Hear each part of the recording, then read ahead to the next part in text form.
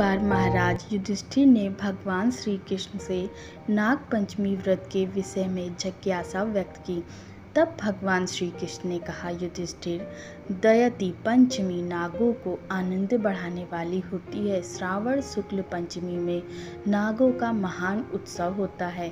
उस दिन वासुकी, तक्षक, कालिक, मणिभद्रक, धृतराष्ट्र, रैवत, कारकोटक और धनंजय ये सभी नाग प्राणियों को अभय दान देते हैं। जो मनुष्य नाग पंचमी के दिन नागों को दूध से स्नान कराते हैं, दूध पिलाते हैं, उनके कुल में प्राणियों को ये सदा अभयदान देते रहते हैं। जब नाग माता कद्रू ने नागों को शाप दे दिया था, तब वे रात दिन संतप्त हो रहे थे। तब उन्हें गाय के दूध से तृप्त किया गया। तब से वे प्रसन्न होकर प्रिय हो गए। युधिष्ठिर ने पूछा, भगवान श्री कृष्ण, माता कद्रू ने नागों को क्यों श्राप दिया? उस श्राप का निवारण कैसे हुआ?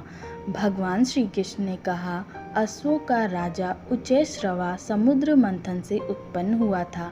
वह सफ़ेद वर्ण का था। उसे देखकर नाग माता कद्रू ने अपनी बहन विनीता से कहा, देखो, अमृत से उत्पन्न यह अश्वरत्न श्वेत है, पर आज इसके सभी श्वेत बाल काले दिखाई पड़ते हैं। तुम देखती हो ना? विनीता बोली, इस श्रेष्ठ घोड़े का सभी अंग सफ़ेद है, ना कि काला।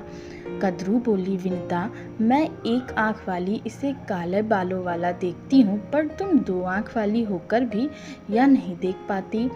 विनीता ने कहा, कद्रू, यदि तुम इसके काले केस दिखा दोगी तो मैं तुम्हारी दासी बन जाऊंगी। यदि तुम काले केस नहीं दिखा पाओगी तो तुम मेरी दासी बन जाओगी। इस प्रकार दोनों के बीच शर्त लग गई।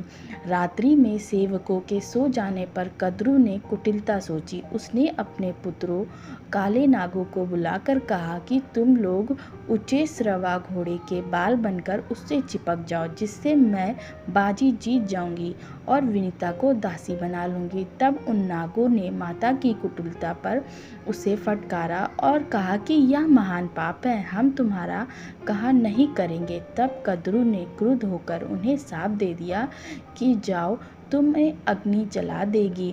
पांडव वंशी राजा जन्मेजय के विकराल सर्प यज्ञ में तुम सभी जलकर भस्म हो जाओगे। माता द्वारा सप्त सर्पों को सूझा नहीं। वासुकी नाग ने दुख से संतप्त हो मूर्छित होकर भूमि पे गिर पड़ा। उसे दुखी देखकर ब्रह्मा जी वहां आए और उन्होंने उसे सांत्वना देते हुए कहा, वासुकी, तुम दुखी मत हो। यायावर वंश में जरत्कारु नाम का एक ब्राह्मण उत्पन्न होगा। आगे चलकर वो बड़ा ही तेजस्वी तपोनिधि होगा। तुम उससे अपनी बहन का विवाह करा देना। उससे आस्तिक नाम का विख्यात पुत्र होगा। वह जन्मेजय के उस विनाशकारी विकराल नाग यज्ञ को समझा बुझाकर रोक देगा। ब्रह्मा जी की बात सुनकर वासुकी जी प्रसन्न हो गए।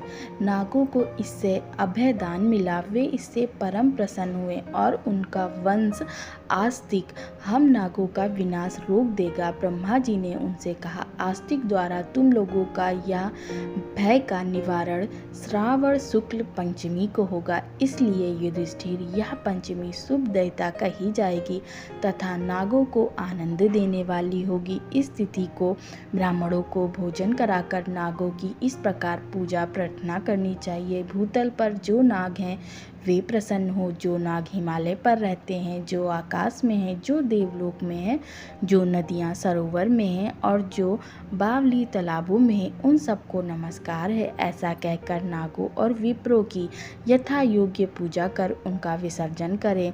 उसके पश्चात पहले मीठा पदार्थ खाएं, फिर उसके बाद अन्य भोज्य पदार्थ ग्रहण करें। इस प्रकार व्रत नियम करने वाला मरने के बाद नागलोक को जाता है।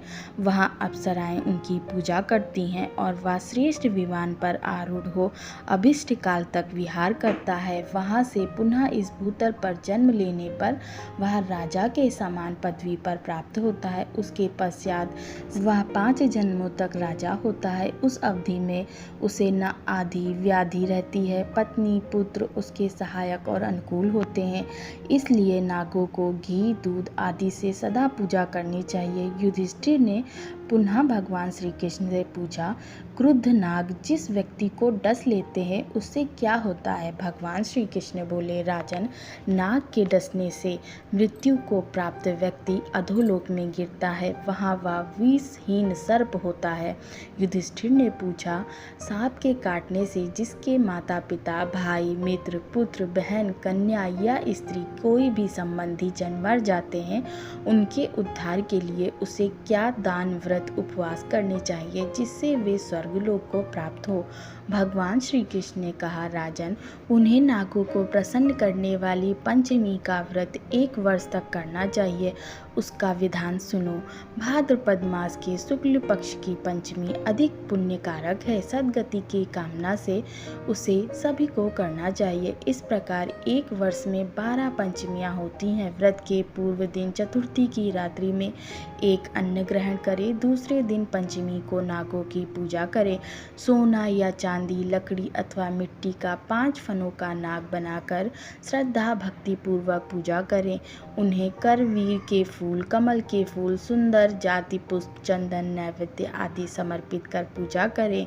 उसके पश्चात ब्राह्मणों को भोजन कराएं। ब्राह्मण को भोजन में घी, खीर, मोदक की प्रधानता होनी चाहिए। सर्प के काटने से मरे हुए प्राणी के लिए नारायण बलि करे। दान और पिंडदान में ब्राह्मणों को तृप्त करना चाहिए। 1 वर्ष पूर्ण होने पर वार्षिक उत्सव करना चाहिए। वर्ष स्नान कर जल दान करें। यहाँ श्री कृष्ण प्रसन्न हो यह प्रार्थना करें। प्रत्येक मास में अनंत, वासुकी, शेष, पद्म, कंबल, अश्वतर, धृतराष्ट्र, शंखपाल, कालीय, तक्षक तथा पिंगल नामक महानागों का नामोच्चारण करना चाहिए।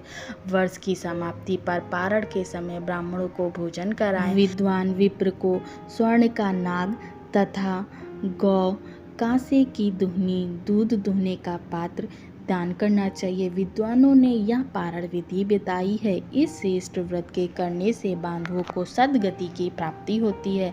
सर्प आदि के काटने से जिनकी अधोगति हो जाती है, उनके निमित्त यदि 1 वर्ष तक यह उत्तम व्रत भक्ति पूर्वक किया जाए तो वे जीव उस यातना से मुक्त होकर शुभ गति को प्राप्त होते हैं। जो भक्ति पूर्वक नित्य इस आख्यान को पढ़ता या सुनता है, उसके कुटुंब में नागों से कोई भय नहीं होता। इस प्रकार जो भाद्रपद शुक्ल पक्षमी को काले रंगों से नागों का चित्र बनाकर गंधक, पुष्प, घी, गूगल, खीर आदि से भक्ति पूर्वक पूजा करता है, उस पर तक्षक आदि नाग प्रसन्न होते हैं। उसके 7 कुल तक नागों से भय नहीं रहता। इस प्रकार अश्विन मास की शुक्ल पंचमी को कुश के नाग बनाकर इंद्राणी के साथ उनकी पूजा करे। घी, दूध और जल से स्नान कराकर दूध में पके गेहूं तथा अन्य भोज्य पदार्थ उन्हें श्रद्धा भक्ति पूर्वक समर्पित करे तो शेष आदि नाग उस पर प्रसन्न होते हैं। उसे सुख शांति प्राप्त होती है। मृत्यु के बाद वह प्राणी उत्तम लोक को प्राप्त होता है, जहाँ चिरकाल तक आनंद भोगता है। यह पंचमी व्रत का विधान है।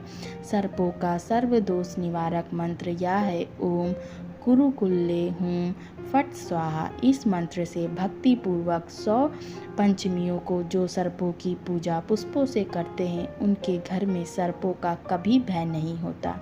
जय श्री कृष्ण।